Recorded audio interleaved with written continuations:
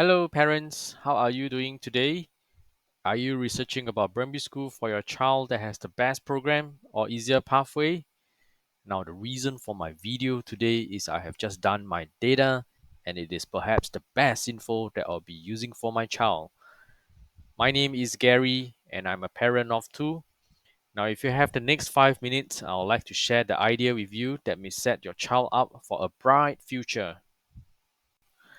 Before diving into the specific types of primary schools, let's go over the Primary 1 registration phases in Singapore. The phases are designed to prioritize certain groups. Phase 1, start registration here if your child's siblings are current students of the school. In Phase 2A, there are three different eligible scenarios. Number 1, you or your spouse or your children are the school's alumni. Number 2, you or your spouse is in school advisory, management committee, or school staff member. Or 3. Your child is enrolled in the MOE kindergarten operated by the primary school. In phase 2B, you or your spouse are either number 1, church or clan member, number 2, endorsed community leader, or number 3, the school's parent volunteer. In Phase 2C, 2CS, and Phase 3, this is open to all children with no prior connection scenario to the school. A majority of Singapore children starts registration from Phase 2C. Balloting still can happen for Phase 2C, 2CS. Understanding these phases is essential as they influence your child's likelihood of getting a place, especially in more competitive schools where living nearer to the schools gives you a higher balloting odds. Throughout this presentation, I will also highlight where balloting odds come into play and you can plan your chances based on these phases. Let's move on to the next one and explore specific programs. Alright, let's kick off with the big three. GEP, SAP, and primary schools affiliated with secondary schools. These are some of the most sought after options and each brings something special to the table. Whether you are looking for a strong bilingual focus, advanced learning, or a smoother pathway into secondary education, there's a strategic choice here for everyone. Let's start with the GEP and why it's so popular. So what's the deal with the Gifted Education Program or GEP? Now think of it as a school within a school for academically gifted students. This program goes beyond the standard syllabus, helping students develop critical thinking, creativity, and problem-solving skills. GEP students dive into advanced topics and are encouraged to learn independently. Plus, it's a great environment for building leadership skills. On the right, I've listed the 9 primary schools that offer GEP, each providing a unique space where gifted kids can explore their potential. Let's move on to SAP schools and see what makes them stand out.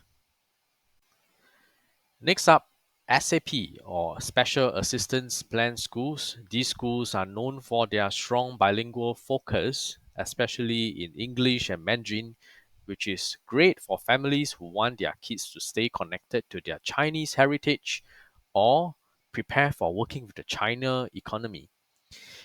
SAP schools emphasize both academic excellence and cultural understanding, making them a top choice for families who value bilingualism.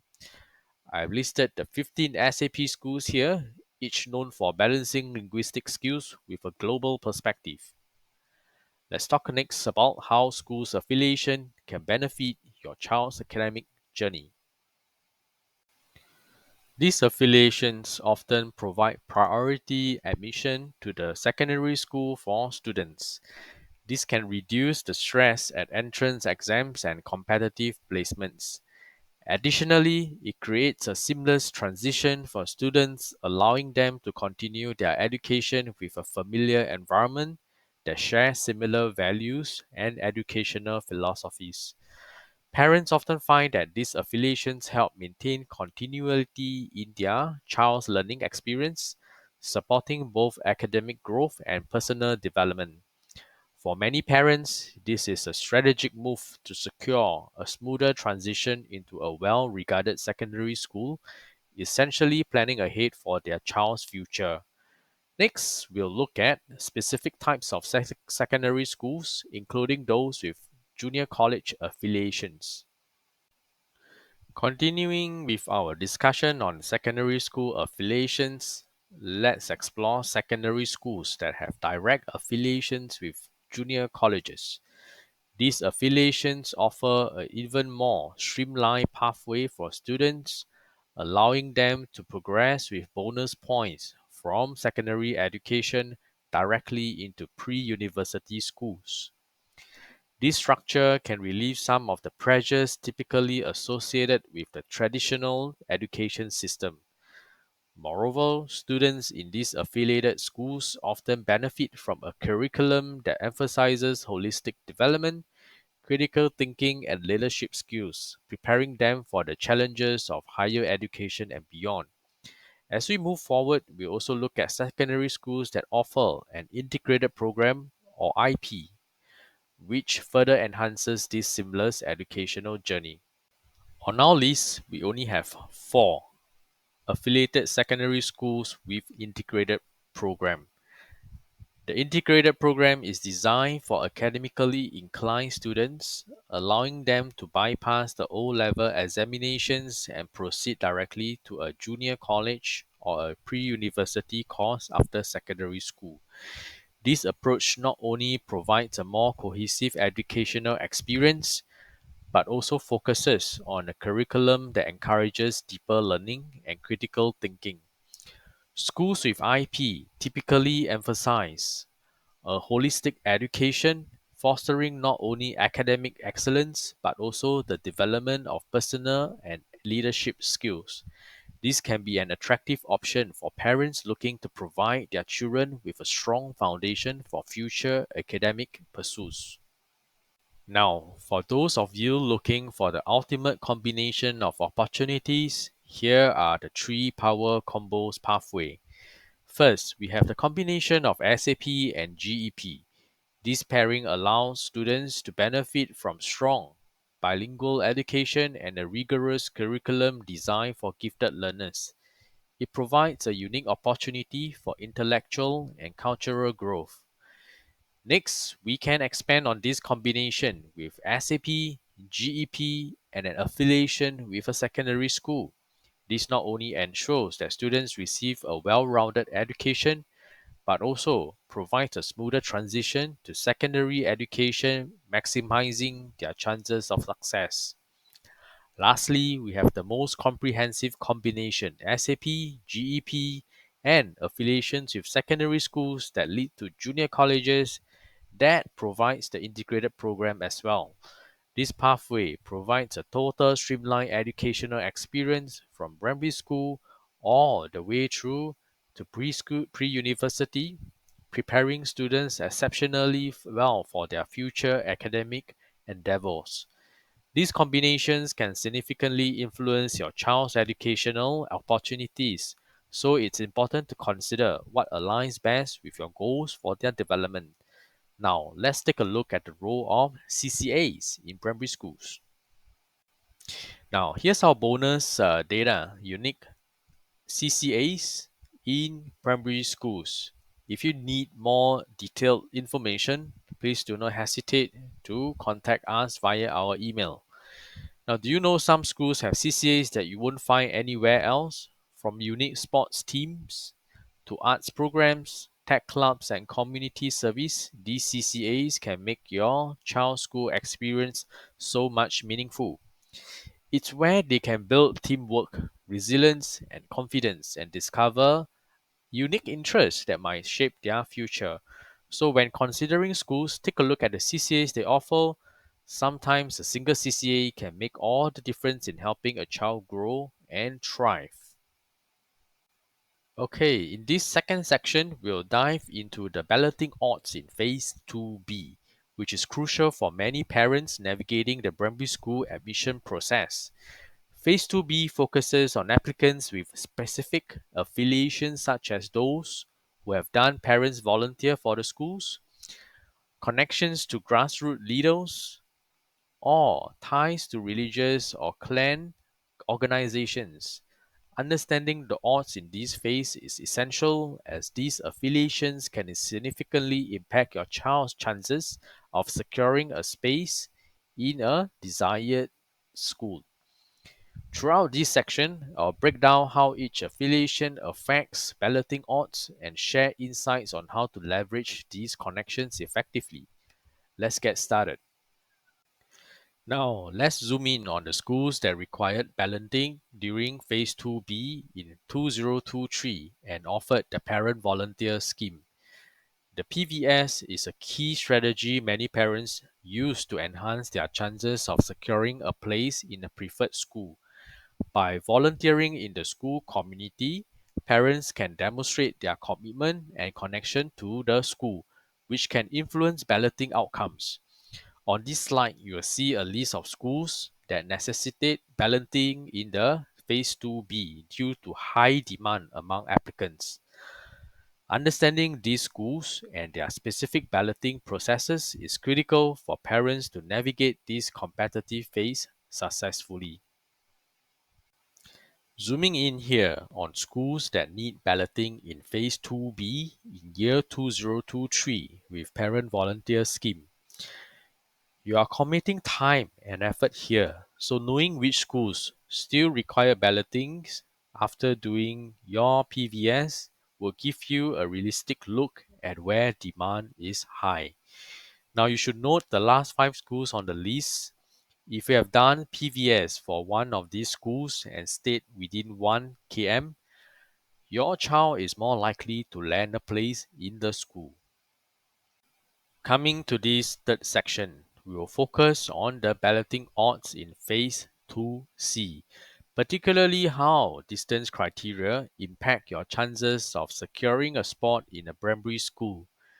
Phase 2C is crucial for many families as it primarily considers the proximity of applicants' homes to the school. Understanding the distance criteria can help you gauge your child's odds of admission, especially if you are applying to popular schools with limited seats. Throughout this section, I will break down how distance play a role in the balloting process and share strategies for maximizing your chances in this phase. Let's dive in.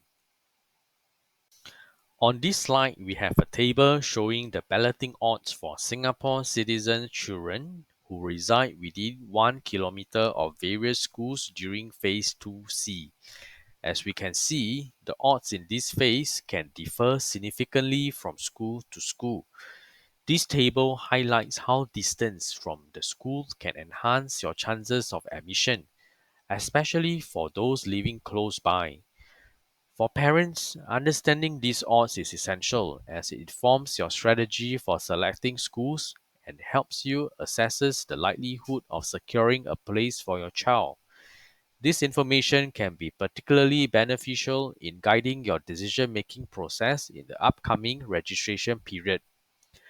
Next, we'll take a look at some alternative options available during Phase 2C Supplementary for families who may not have met the criteria for the previous phases. In this next section, we'll explore Phase 2CS, which provides additional options for parents who may not have successfully secured a spot in previous phases. Phase 2CS is often seen as a backup opportunity for families, allowing them to apply to schools with available seats after the initial phases have concluded. This phase may include considerations such as distance criteria and other factors, making it essential for parents to understand their options and the admission process during this stage. I will discuss what to expect in Phase 2 CS and how to navigate this phase effectively to increase your chances of securing a school for your child. Let's get started. On this slide, we have a table showing the balloting odds for Singapore citizen children residing within 1 kilometer of various schools during Phase 2 CS in 2023.